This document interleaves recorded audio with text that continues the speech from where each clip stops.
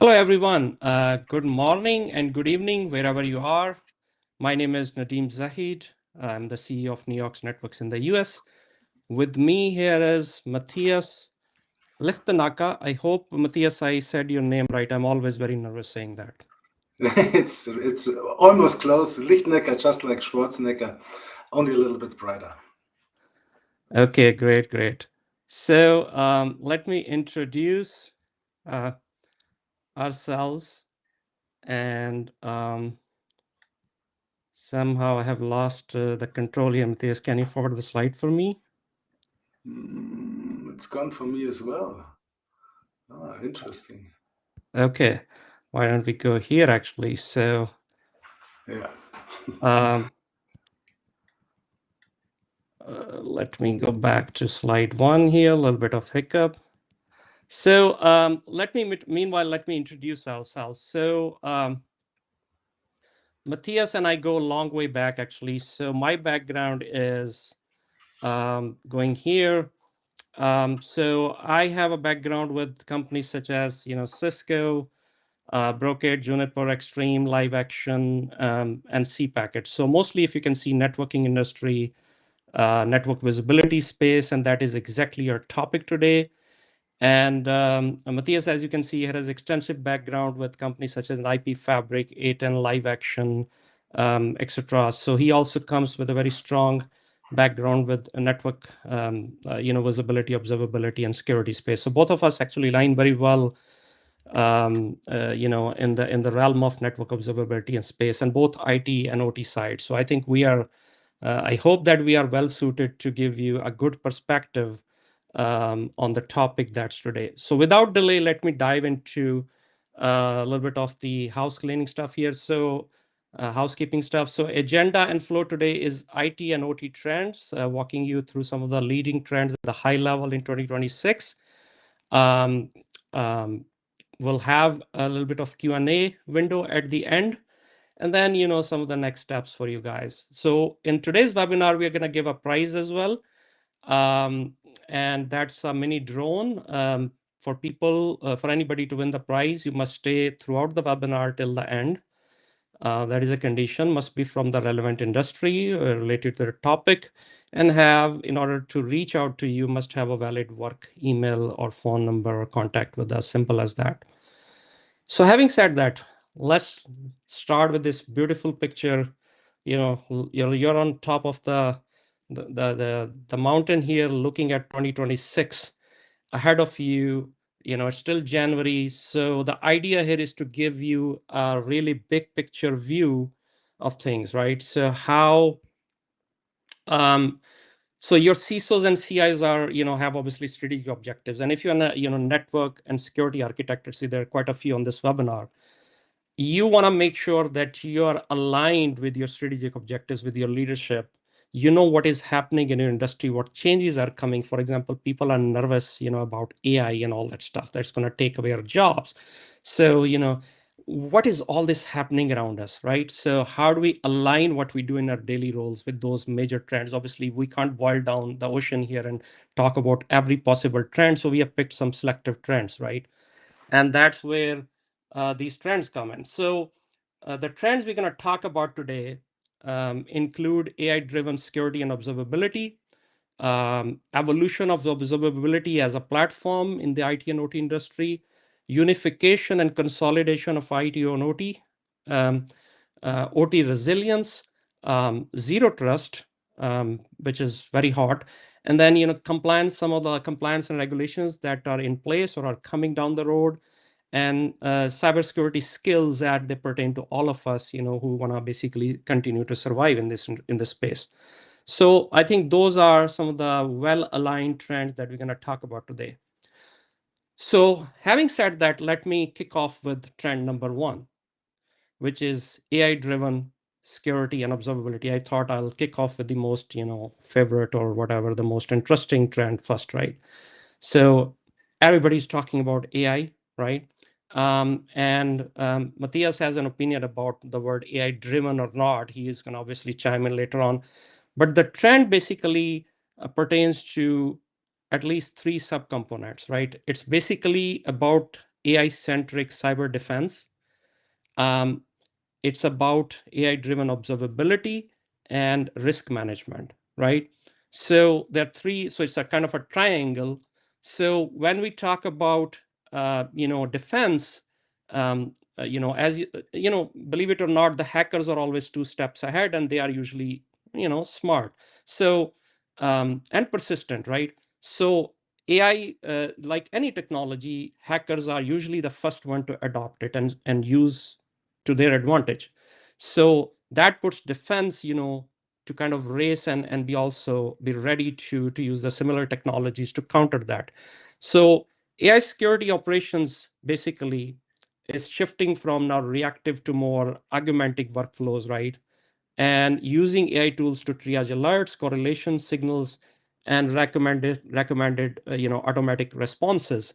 So you're delegating responsibility to AI to how to not only detect and figure out what kind of alerts are coming in and at much faster rate, because if they are using AI, that they can attack you at much faster rate and much more intelligently, than how you're going to basically not only support, but giving your a little bit of decision making to AI to respond and contain the attack as well before it notifies you, and you as a human, supervising that response, right? So that trend you're going to see increasing, um, where AI becomes kind of your wingman, right? Um, so second one is observability. Observability, few years back, people did not even know this word. Now everywhere, and it's evolving. It's a very relevant word we are going to talk about today in our webinar. So observability, having a holistic view of things, is becoming very important. And that integrated with AI is creating a very, very interesting nexus. It's about having more, from prescriptive to predictive insights, and forecasting outages and anomalies in next couple of hours, in next week, or whatever period, and giving a heads up, you're gonna basically lose that productivity. And then there comes to be the risk management.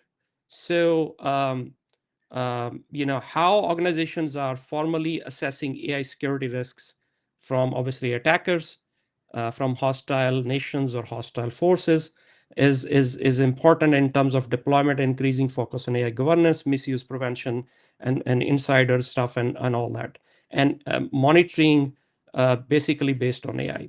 So basically, the key takeaway from this trend is that AI is simultaneously a tool for stronger security and observability, if you are a good guy, and at the same time a threat vector that needs governance and supervision, right? So um, this just I wish our animations could work here, which somehow didn't in this tool. But basically, if you can visualize that spinning tool on the left, which is AI ops, AI ops is a word that's coming out. AI centric, operations, IT operations is a buzzword that's not even a buzzword, it's a reality now. Has two segments: the AI ops platforms and services.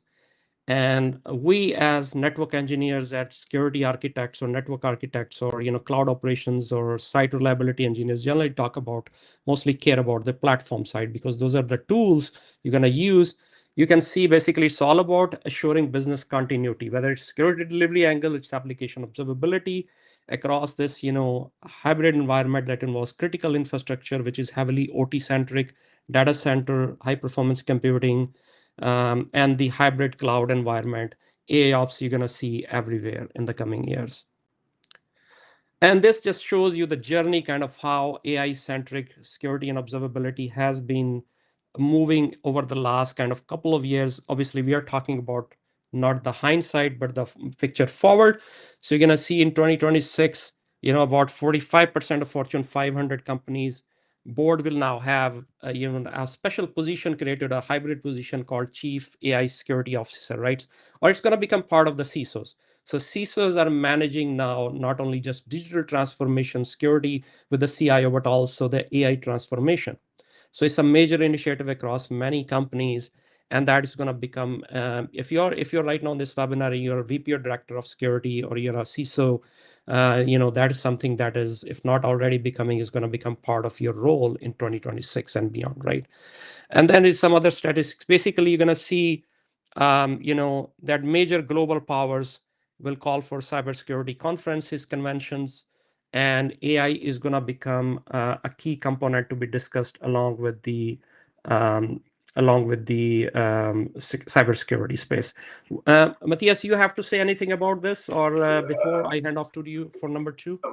What I see in the real world is that it's rather more AI supported as yet.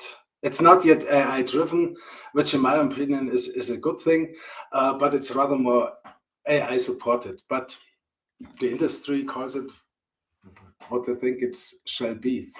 So, but now we come to a very interesting trend, how observability platforms are evolving and how mature organizations have become in their implementation. In 2026, observability is not any longer viewed as optional, and budgets are being protected because observability is now seen as core infrastructure, directly tied to uptime, customer experience, and revenue protection. But don't you think it is an unlimited spend category? The difference today is cost discipline. Because cool tools get consolidated, organizations are rationalizing their monitoring or observability stacks, and platforms are nowadays expected to scale efficiently while aligning with security, compliance, and performance needs. So you wouldn't keep your legacy tool because of loyalty reasons when the costs outweigh measurable outcomes. There is also a shift from raw monitoring to experience intelligence. You want to have fewer signals with higher context. You want to combine the infrastructure data with the user experience, the AI-driven or AI-supported analysis with business KPIs in one singular view. So what I see is a trend to CXO dashboards, how I like to call it, where everyone can have his AI agent combine his individual required metrics. So from a maturity level perspective, enterprises typically advance through 4 stages, prioritizing cost control and business alignment in this year. Stage 1 would be basic monitoring. You have your cloud monitoring setup in AWS, you have your cloud monitoring setup in Azure, you have your WAN monitoring based on NetFlow, you have your LAN monitoring based on SNMP, you have application performance. But when an incident happens, your best people have to stop the blame game, bring all this information together, because an underlying perspective is still overall silos is still missing, and try to make sense out of it. So with other words, it's manual troubleshooting. Stage 2 would already be a little bit more structured. You have your logs, your metrics, everything aggregated in one view. You have your service level objectives for reliability setup. These are measurable targets for service performance, availability, latency, to balance the user expectations with the business needs. They would formalize how reliable is reliable enough. In stage 3 already, things are finally starting to become real observability. We have AI pattern recognition for detecting symptoms the human eye can't see, which leads to automated root cause detection.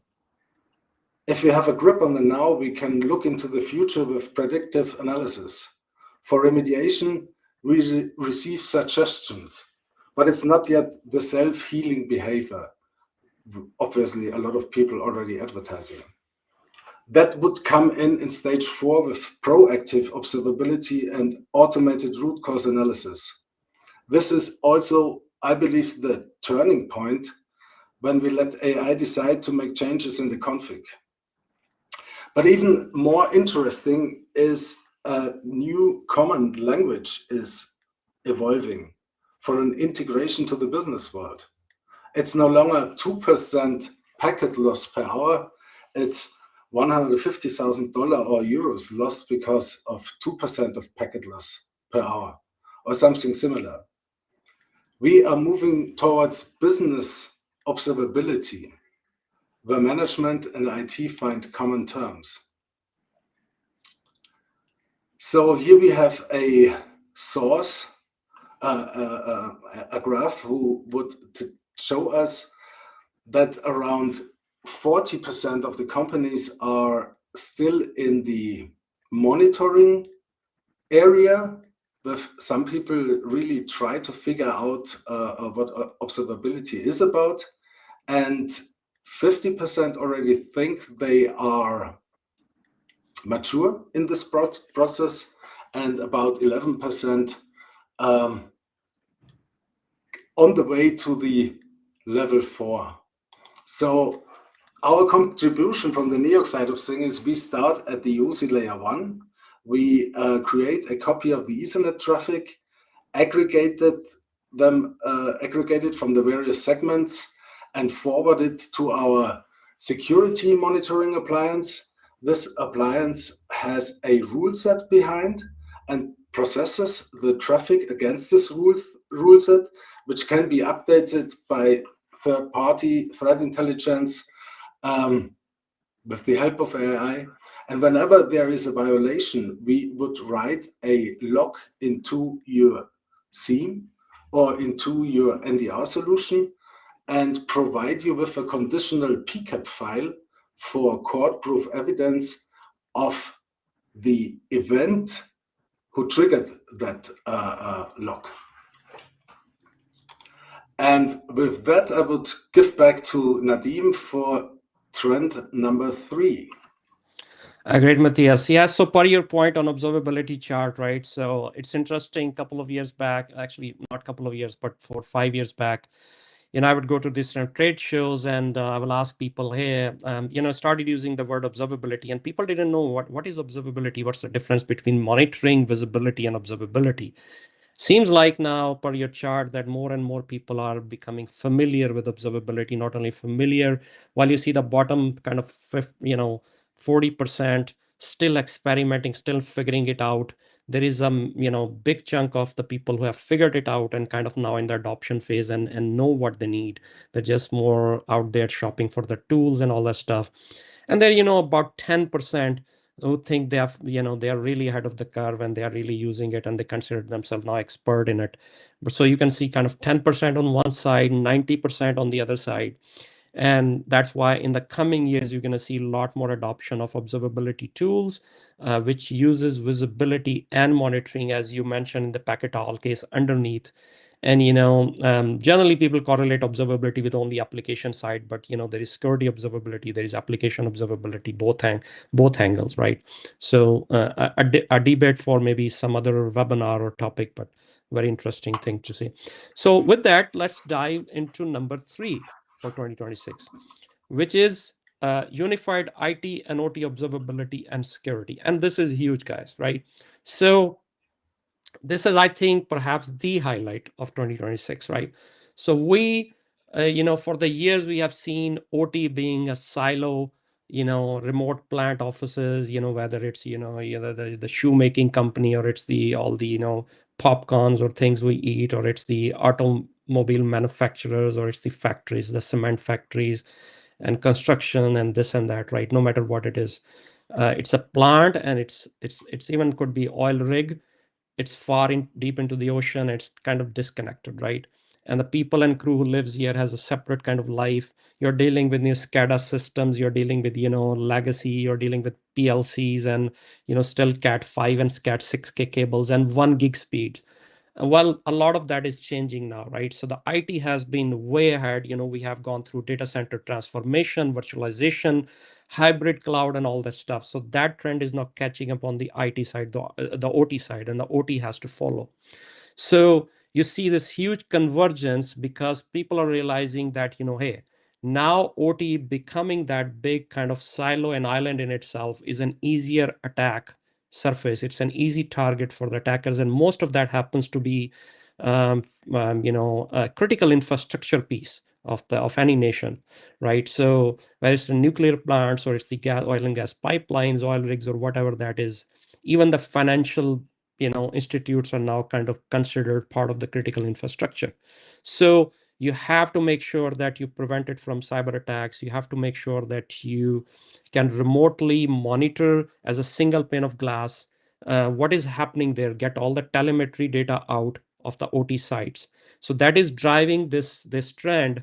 So that is also driving the, as I said, the role at the C level.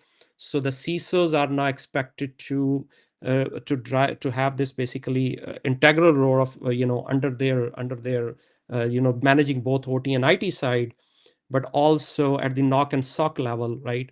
But also the underneath infrastructures are adopting similar technologies and trends.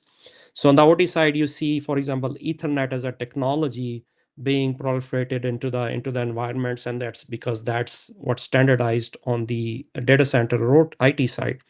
You see that OT security responsibilities are being moved into the SOC, and so you can from your single pane of glass perspective can manage similar best practices and security posture on both sides. So the key trend here is that you're going to see this IT and OT sides no longer as a separate islands and domains, right? Observability and protection must span both as cohesive real-time manner. So it's going to create obviously huge opportunities for everybody as well. I think a lot of new jobs as well, a lot of tools and trends and spending coming up. Here you can see that the IT and OT side is going to have a common kind of. We are obviously network guys here, so we can network visibility closer to our heart. So we always try to bring networking angle to it. So you're going to see the network infrastructure. You're going to see, for example, in our case, the tapping and brokering and those kind of telemetry tools that basically I'm going to talk about in the next slide being adopted on both sides. This is just an interesting trend how the the uh, the maturity trend has been looking on the OT maturity level. So there's level 0, 1, and 2, 3, and 4, right? So you can see over the years, I didn't have the latest data because always the time it takes to put the reports down, it's a couple of years behind. But the idea here is to show you a trend that how basically how people are basically moving around this adoption on the maturity trend. For example, do you have a predictive behaviors established? Are you using certain kind of algorithms there? Do you have IDM access profiles enabled? Like IT, you have on the IT side, do you have on the OT side as well? Do you have visibility and segmentation? And Matthias is going to talk about more about segmentation and self-contained because OT resiliency becoming a priority over other things. So he's going to dive more into this topic, but this is where you see different things in the terms of readiness and adoption of the OT side catching up with the IT side. So what is our contribution from NEOC side? How we are enabling this transformation? Obviously, we are not into PLC business. What we can do is we build this, hardened taps for OT environments that are basically copper and hybrid taps that basically have built-in data diode functionality as well to block the reverse path into OT environment. So for the air gap, simulated air gap, but also basically you permanently deploy these in the OT, and obviously IT side, we already have tons of taps and modular, portable, etc. And now you start seeing all the packets out into central, NOC or SOC level. So you basically whatever your tool rail you will using on the IT side, you can leverage that and expand that on the OT side observability. That is how we are and can enable this unified observability and security because both teams, the observability and security teams, the network and security teams, both can leverage then their telemetry and data in real time without interruption, and unlike span risk that basically increase your attack surface. Here is an example, if you like, how would you then insert a packet brokering layer in the middle? with our packet line type of, or even packet wolf and other packet brokers we have, to basically create a 2-tier model or 3-tier model where you can scale this to many sites, or large plants. And if you have many tap and span ports to aggregate, and on the tool side, then you can obviously scale more by inserting a packet brokering layer. So unification of is already happening. I don't know if Matthias would like to talk, but we have already customers in transportation industry, in auto manufacturing industry, in bunch of industry verticals. Matthias was just telling me, just had a customer meeting yesterday where actually this exact use case was being discussed. Utilities is huge. We're going to talk about utilities in the regulation and compliance section, who are actually headed this way with a bunch of substation monitoring and stuff like that. With that, let me pass on with the next relevant trend, which I touched upon, back to Matthias. Yeah, that is, thank you, Nadim. That was the visibility part. And now we take it a level further, because the OT is starting to think in resilience. We have wars upcoming or on the horizon, or potential. Hopefully we can avoid them. But irrespective, there are accidents happens, and attacks on critical infrastructure. And from a visibility perspective, that answers questions like, what devices do I have? Who is talking to whom over which protocol? Is something abnormal happening? And don't get me right, these are very important questions which a lot of verticals are struggling to answer. But the OT resilience is about outcomes. Can the systems continue operating safely under attack or failure? So that is tackling harder questions. Can incidents be contained without shutting down production? Can we recover quickly without manual heroics? Can we degrade gracefully, not catastrophically? So let's dive in, because organizations are moving beyond traditional asset management to improve the operational uptime towards 100%. And this, of course, requires a fail-safe architecture and resilient system design. And before we come to that, I think we should look a little bit into the different objectives between IT and OT. In OT, everything centers on controlling physical processes. Downtime is not an option. At the same time, legacy devices, sometimes 10 years or even older, must be maintained and protected. How would you going to do that? Air-gapped networks are not a new concept, but what we see is that alongside cloud adoption in the IT, they are experiencing a renaissance. Another factor to consider is the operational environment itself. Conditions can be extremely challenging, where dust and grease are often the least of the concerns. The key question becomes, how do we achieve IT-OT convergence while still guaranteeing uninterrupted production, even when connectivity to the outside world is lost? Let's think of an internet or a cloud outage. And in my view, one of the most effective approach to separate the converged IT-OT into 3 distinct planes would be that the production cells itself are completely isolated, they are segmented, they are fully local with deterministic relationships. That means if tool A is, or machine A is doing this thing, machine B comes in, irrespective, and there is no dependency outside to anything outside of this production cell. Then we would come to the operations plane, where, let me check, where we still have our databases. In case when anything goes wrong, you have your databases set up, you have your local human-machine interfaces where you can control the systems, not from your PC to the cloud and then back on site, which sometimes might be happening. And very important, you would also have your local authentication fallback.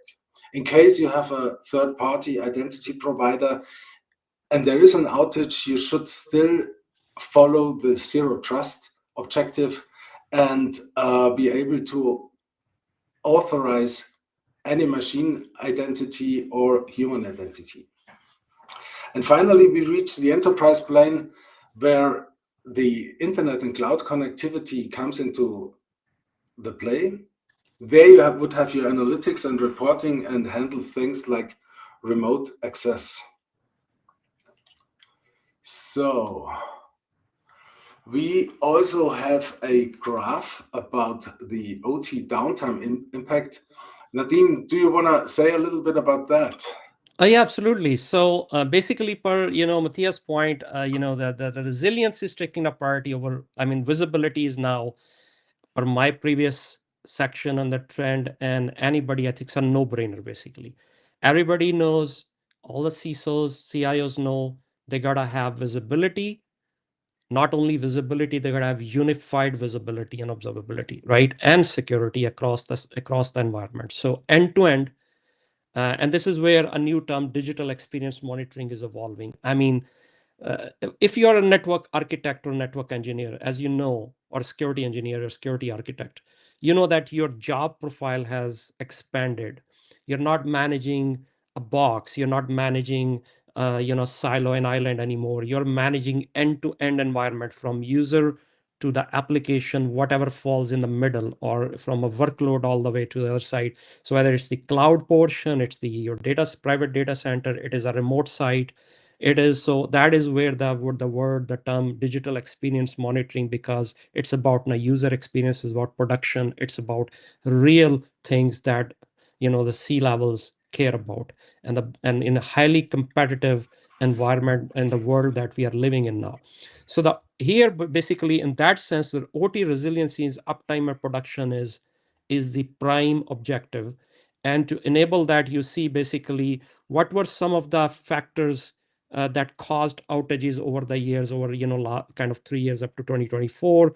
The trend is going to pretty much be same. If you were able to get 2025 trend, it's not going to drastically change. So for example, you can see here that operational outages basically were the biggest reason for revenue loss. And that's also not just revenue loss. It's usually customer churn. It's usually reputation. It could be legal cost associated, and a lot of things, right? So in that sense, you see physical safety was a factor, for example. Now we have lost Nadim. So I move on to the contribution of Neox Networks again. Okay, so I think my You're back. connection got lost in a second. So can you hear me again? Yeah, yes, we hear you. What I was explaining, that chart is basically that explains the downtime caused by, you can see in a good 50%, 40% of the cases, the OT environment has suffered some sort of downtime. And that is why resiliency is becoming a top priority for the C levels, right? It's basically just validating the point that we were talking about. Back to you, Matthias. Thank you. So our contribution from the Neox networks is the packet RU. It's an unidirectional data diode which secures especially OT environments. It was built for an energy provider who had a complete segmented air-gapped production cell, but still needed to provide backup, to bring the backup into the IT environment. And doing that manually was a little bit tedious. So we have developed this device which allows unidirectional data transfer over UDP, obviously, but still with our technology in a comprehensive way that you can rely that your backup is transmitted. And this device is now used to secure video surveillance. It is used to secure mirror ports, because the mirror ports can also be attacked, and to make normally air-gapped environments safe, but connect them to the next segment. With that, I would give back to you, Nadim. Okay, so Actually, this is I think is another favorite, right? This is like everybody everybody's talking about zero trust, right? So um, if you don't know the term zero trust, basically, well, it's trusting nobody. So even the guys and you meet every day, it's about re-authenticating everybody all the time and basically assuming that, because if you look at certain statistics, the data shows that most of the attacks, a significant portion of the cyber attacks have come by stealing somebody's validated credentials or insider attacks, right? Where you trusted and assumed this person, but somebody misused their credentials, and then is pretending to be somebody they are not. So zero trust basically foolproofs your perimeters, your system on the IT and OT side. So you're gonna see zero trust led the IT side for years and has been adopted quite a bit on the, and now it's just catching up the OT side, right? So zero trust principles means continuous verification of users, devices, and access are becoming now standard practice across the unified, consolidated IT and OT environments. In the next 4 or 5 years, you're going to see that happening. You're going to see companies offering solutions in that space. And as an IT practitioner, you should be looking forward to deploy that. Identity as a control plane. So you're going to see identity replaces the network location as the primary security control. Right, so it's going to extend it beyond workloads, APIs, machines, or OT assets. So again, you got to verify who is the guy, who is the person, who is the device trying to access. For example, one of our packet capture solution is heavily used. One of the use of our packet capture solution is, I learned, is people finding out a rogue IP address that shouldn't belong there.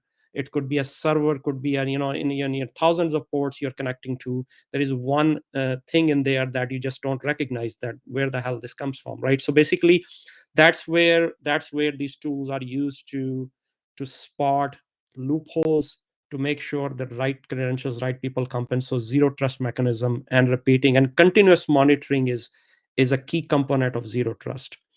Continuous instrumentation monitoring, and I'm going to relate that in a minute. So risk-based access to scenes are increasingly dynamic and context aware, adjusting in real time based on behaviors, device posture, and operational risks. So contextual information tied to, for example, I'll give an example. You see somebody downloading an FTP file at 2 a.m. from a region that, who is doing it right now. Doesn't make sense.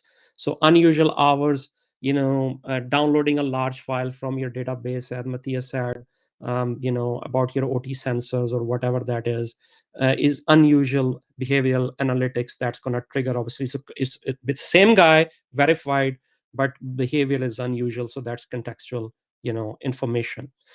So key trend is that identity and access controls are now primary controls, not optional add-ons, for completely secure environments, whether it's IT or OT side. So never trust anybody, right? Always verify, authenticate before you give access to your visibility and control based domain, right? Are the key things. And this shows you how zero trust has been being adopted over the last few years, basically, um, across different. So you see, for example, application side, so actually you don't see anything that is 100% zero trust. You see kind of half and half picture here. So still a journey on the way. You see data side, you see the infrastructure, whether that's the IT infrastructure, and I think there is very little OT infrastructure in there, and it's gonna now increase. You see endpoint security, and you see identity verification, IDM system. So it gives you an idea that still we are halfway there in terms of zero trust implementation, and there is a lot more that needs to be done. Um, and this just shows, again, our animation isn't visible here, but we have, for example, a bypass switch and tap that deployed usually on the data center edge, and can be deployed on any network edge, and basically enables the inline security device, what I call service chaining. So although we are not in the zero trust game directly ourselves, we don't do anything, we don't do identity management, but Neox enables those type of tools, because here is how we see it.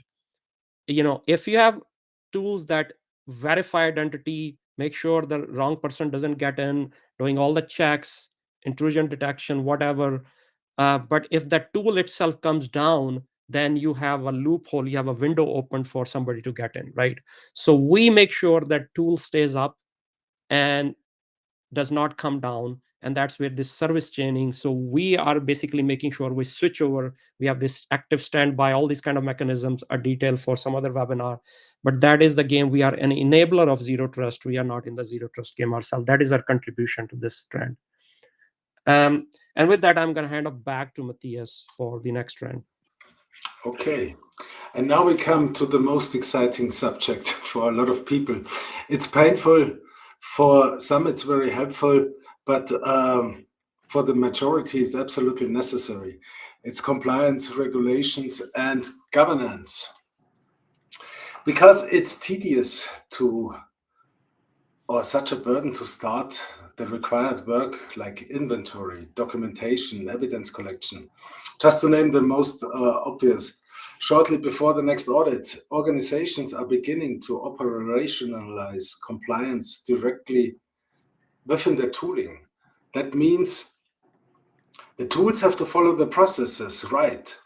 But they also shall support you already with the providing you the evidence that you follow compliance. So we're talking about a digitalization trends. If you need to maintain an up-to-date asset inventory and continuously verify who is communicating with whom anyway, you could also provide it in real time to your regulatory department.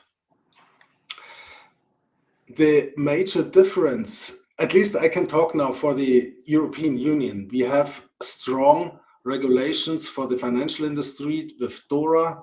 We have NIS2 for all critical environments. Those two overlap for the financials. We have the Cyber Resilience Act, where every vendor falls into it, all the software vendors.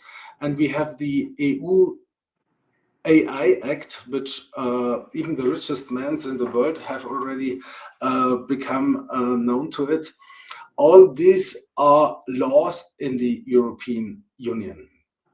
And any managing director of a critical infrastructure or an organization who falls under these laws is personally liable. If you do an environmental, social, or governance misstatement, if you neglect your cyber resilience, if you misuse AI the wrong way, you can go to jail or pay some real money.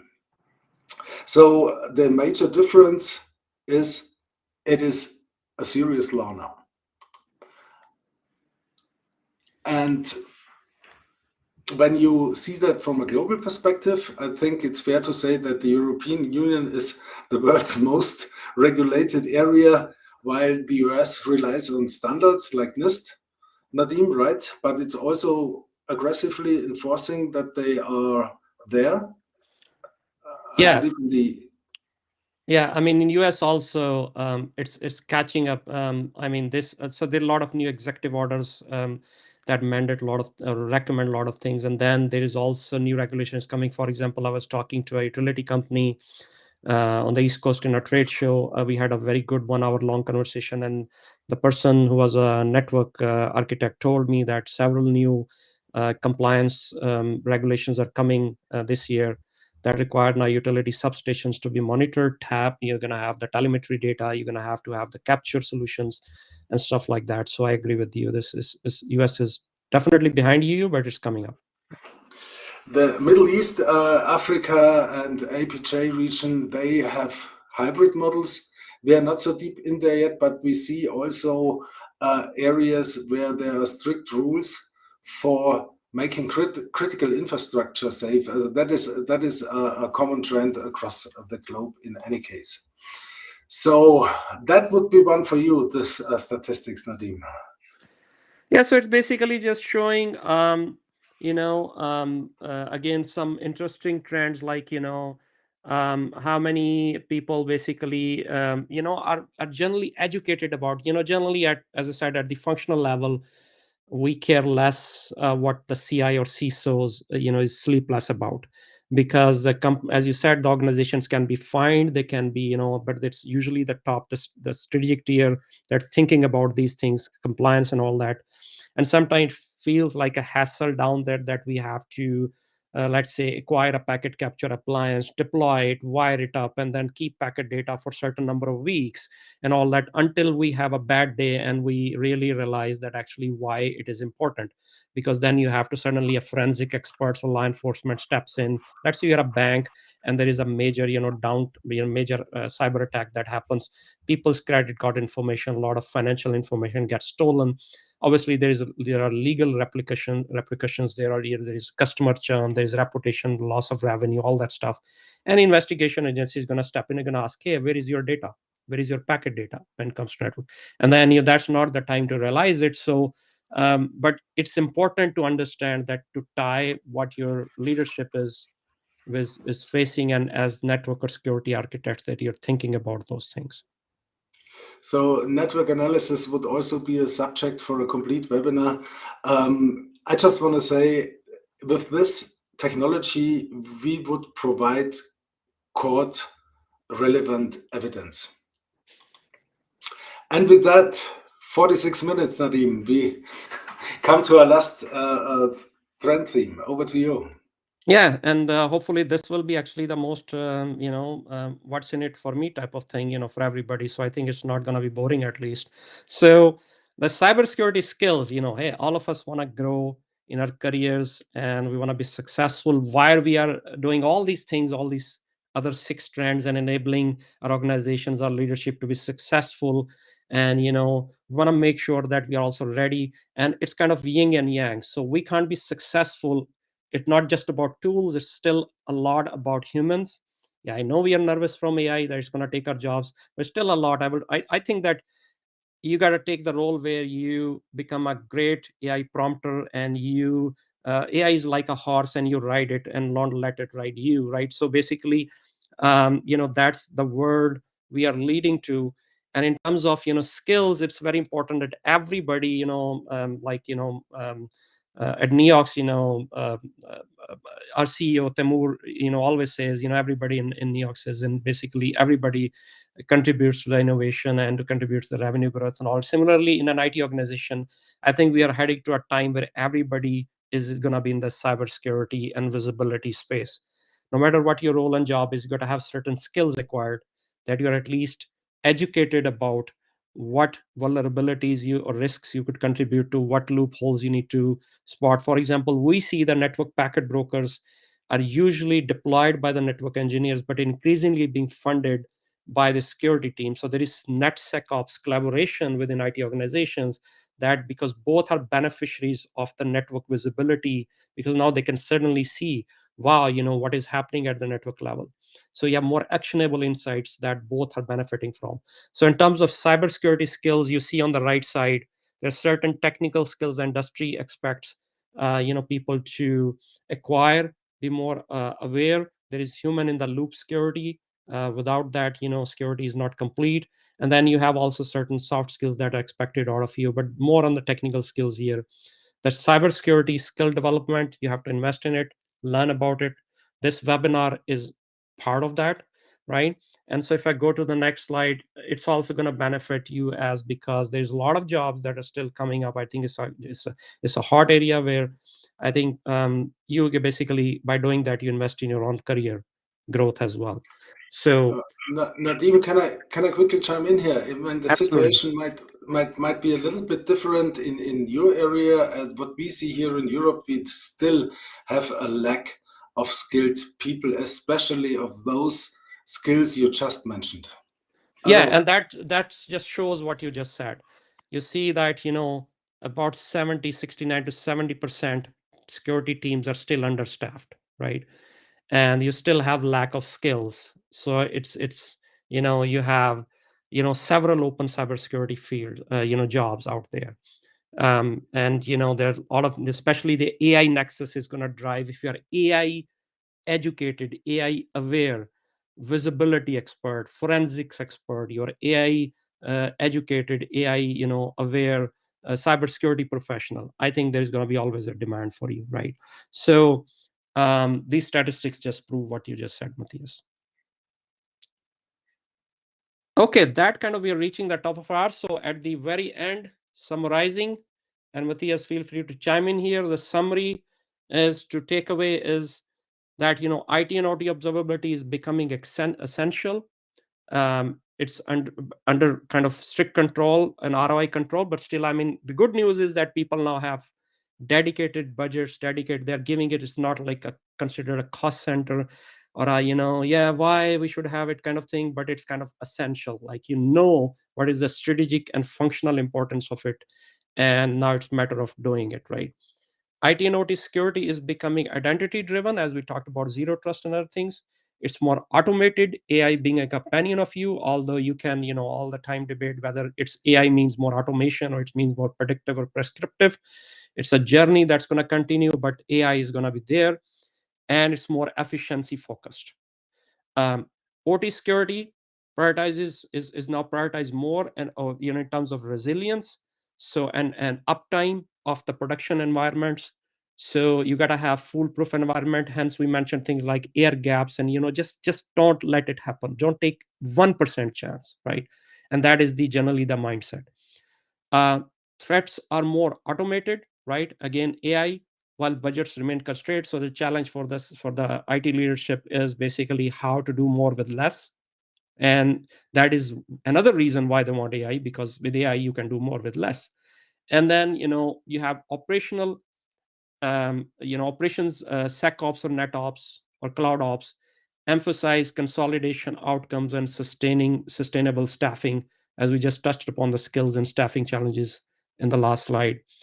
So the winners in 2026 won't be the organizations that spend the most necessarily, but they will be the ones that spend deliberately, automate intelligently, and design for resilience. That is basically the takeaway we are taking from today's conversation. Matthias, you would like to add anything?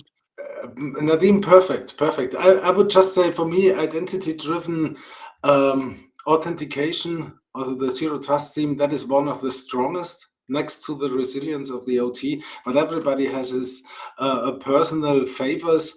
I would like to hand over to you for the winning the lottery. If we have some questions, we still have 8 minutes to go. So yeah, so we have the chat window here. If anybody has any questions, feel free to ask. We're gonna give it about a couple of minutes before we wrap up.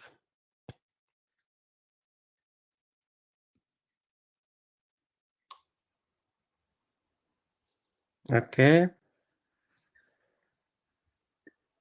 I don't know if people can see the questions, but somehow I see one here. So how real is AI for IT and OT space? Is it more of a hype or a reality? Right. So Matthias, what do you think? So it is everywhere now. It is everywhere from every vendor. It's expected to have AI included, or at least prepared, in the observability space, in the security space. Everyone is talking about, but I personally see it we are at the level 2 and level 3. It's supported. It's not yet driven. This will come maybe in 27, 28, 29, 2030 even, that we hand over the responsibility to AI itself. Mm-hmm. Okay. Next question is, what type of industries you see deploying network visibility in the OT environments? I can start and Matthias can chime in. So we see actually in all kind of industries, dominantly NEOC sees our solutions, at least from our perspective, being deployed across manufacturing, for example, is huge. All kind of manufacturing you can think of. You can see then transportation is huge.